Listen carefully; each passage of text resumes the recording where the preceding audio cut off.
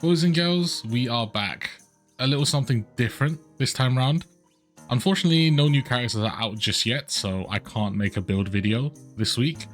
So I thought, let's do a little tier list. Something quick, something fun. A couple weeks ago, I think I made a similar tier list, a regret tier list for Honkai Star Rail. I thought, let's do it for ZZZ as well. Why not? The only thing is there's much fewer characters that are currently out, limited characters that is, compared to Honkai Star Rail, but I think there's still some merit in doing this anyways. Now, just as an introduction, for those of you who do not know me, I am a day one player. I pretty much have every single character except for one, which you'll find out in a bit. And yeah, I can clear all of the endgame content pretty easily. So I at least have some experience with pretty much every character on this list. I've built pretty much all of them. So that's my resume, and we can finally get into the actual categories. So I love this unit. Basically, I'm going to be using them all the time. They're either super fun, the lore's great, or just some combination of everything, right? They're just a character that I really enjoy playing, I love playing, and I use them all the time. No regrets is pretty simple, you know. Pulled for them, I invested in them, and I don't regret it at all. I would do it again. On the edge is, well, I pulled for them. I don't necessarily regret them, but maybe they're a character I don't play much anymore, or I've built, I invested a lot into, but yeah, I just don't find myself using them. Regret, pretty self-explanatory. If I could get all of my resources back, I would do it. And then don't own, that's obviously characters that I don't own. And there will only be one in that category. So without further ado, let's get into it. Starting off with our most recent character, as at the time of this recording that is, that's Soldier Zero Ambi. Now, she's just come out. I've used her a lot in the endgame content, and she's quite strong. The main reason right now I'm going to put her in no regrets is her one big flaw is that she is ultimately a very single target oriented character. When you put her in a situation where there are big groups who are like a bit spread out, he feels really bad unless you can hit them all with your E and then start going crazy. Yeah, it just doesn't feel good. But when you put her in a boss rush kind of situation, or you need to beat down a boss as quickly as possible, so like Deadly Assault, she shines. She feels really nice and really smooth. The only thing that is slightly annoying that you could really talk about would be the auto attacks getting interrupted, having to dodge out of them, not having that many iframes outside of her E. When you compare to other DPS, it doesn't feel as great, but overall, no regrets. Super fun to play, really simple to play, but yeah, I really enjoy her. Evelyn. I'm gonna put this as on the edge. Her design, absolutely love. I think whole suit combat assassin look is one of the best designs they've ever done. ZZZ designs are all great anyways, but this one really stands out to me. In terms of her gameplay, it's fun, but for some reason I find myself never really having to use her.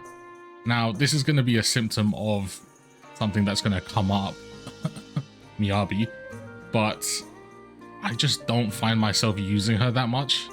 She requires a lot of setup. I also don't own this guy, which is a bit of a spoiler alert, so it feels a little worse having to play her with somebody else. So overall for me, as much as I love her character and playing her is quite fun, you know, the chain combos are really interesting, a different way to play, but right now I don't use her very often. You know, even if I have to, I'll usually try and brute force it without her. That's just kind of where I am, unfortunately, but lovely designed character. Astra Yao. Now, I think it's fair to say that ZZZ has a bit of a problem when it comes to the quote-unquote optimal team. A unit we'll talk about in a bit really dominates the whole space. Now, you obviously need multiple characters for in-game content, but having a team which is able to just go anywhere, even in content where they are considered quote unquote weak and still do really well is a bit of a problem.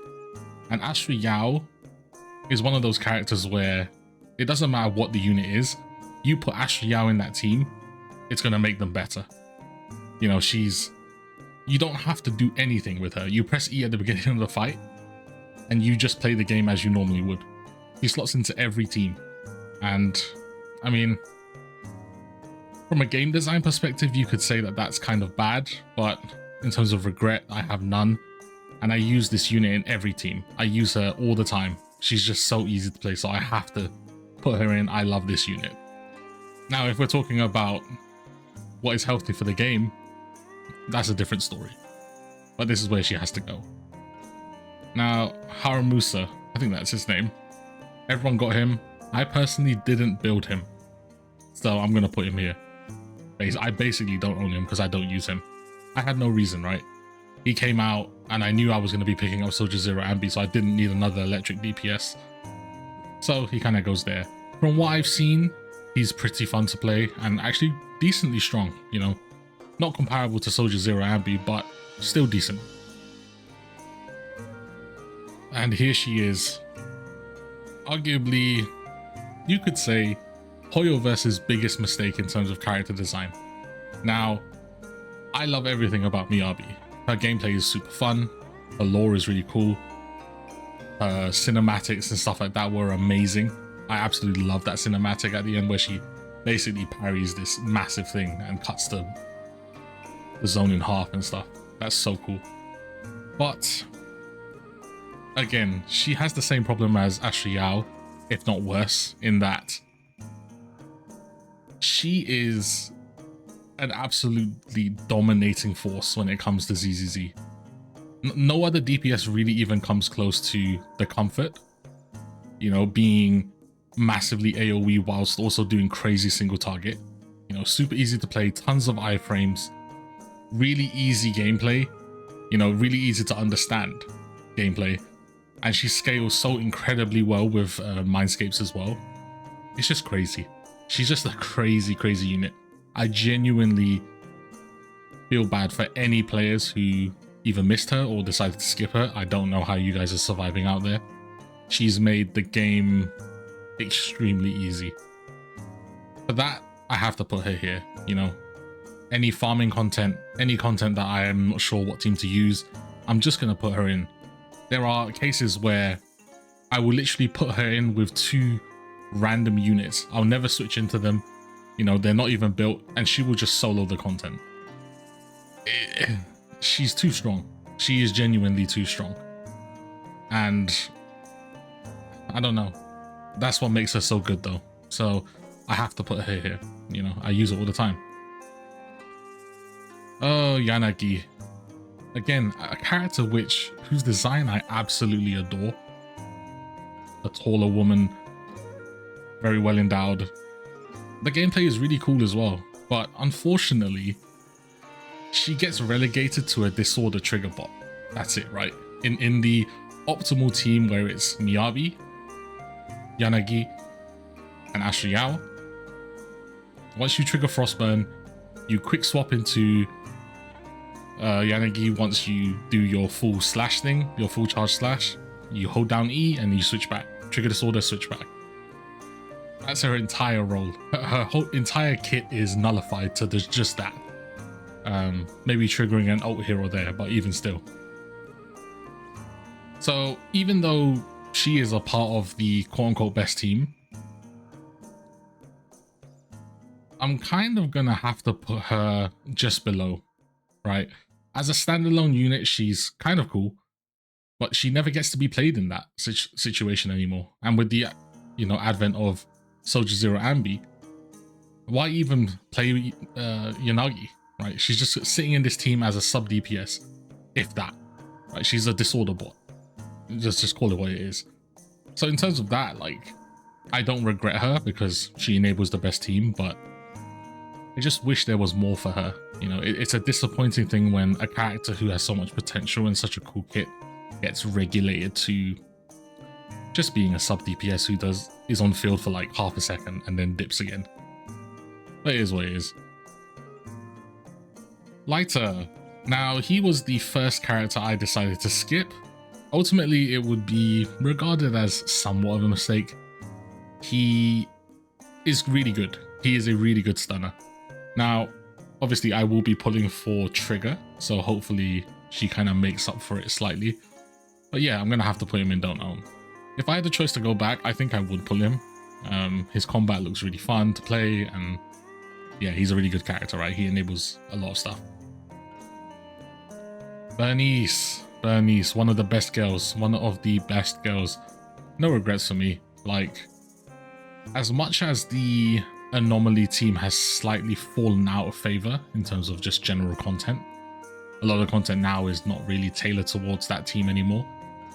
She's still super fun and super just engaging to play, right? She's the first off-field damage character.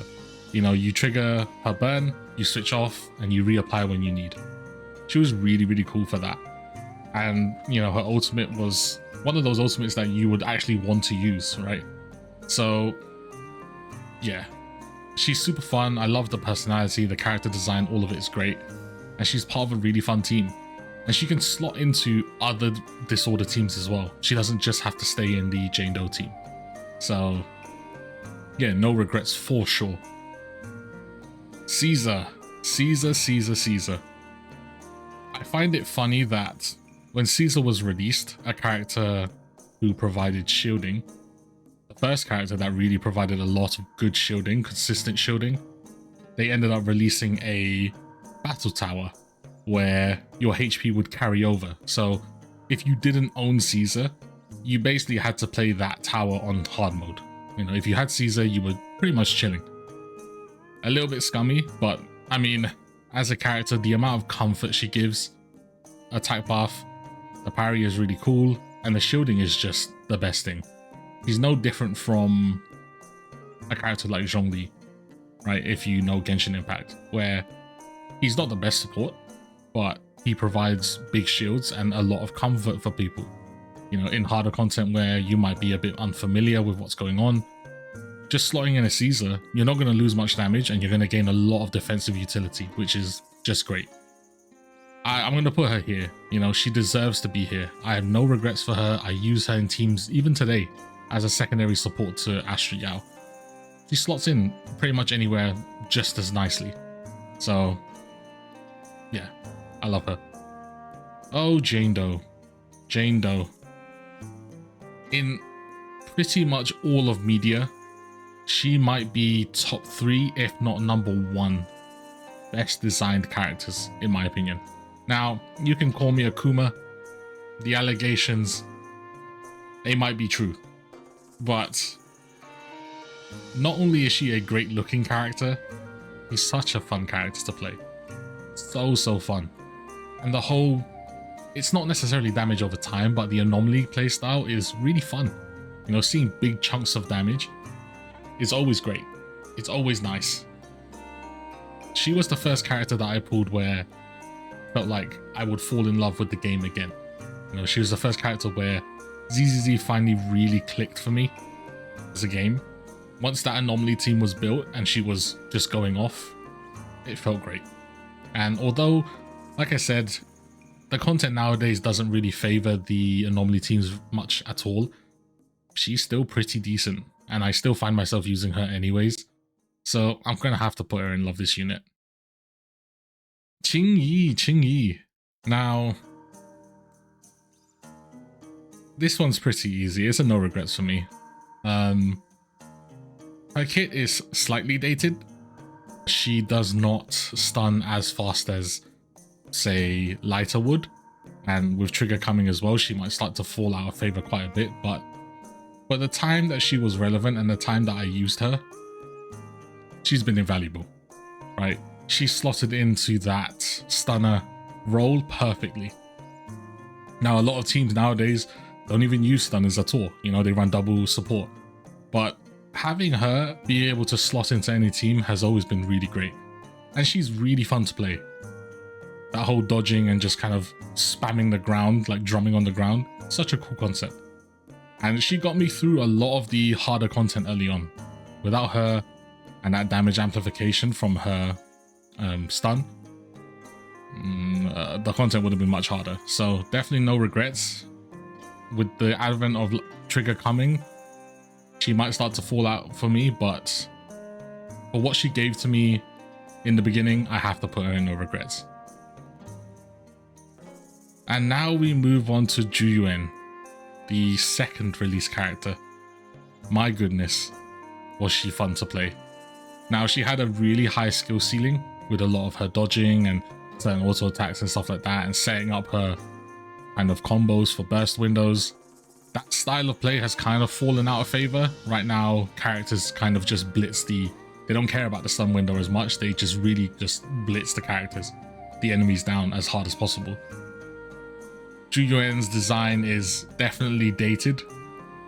Outside of the stun window, she feels kind of bad. Her AoE is kind of bad without grouping characters for her.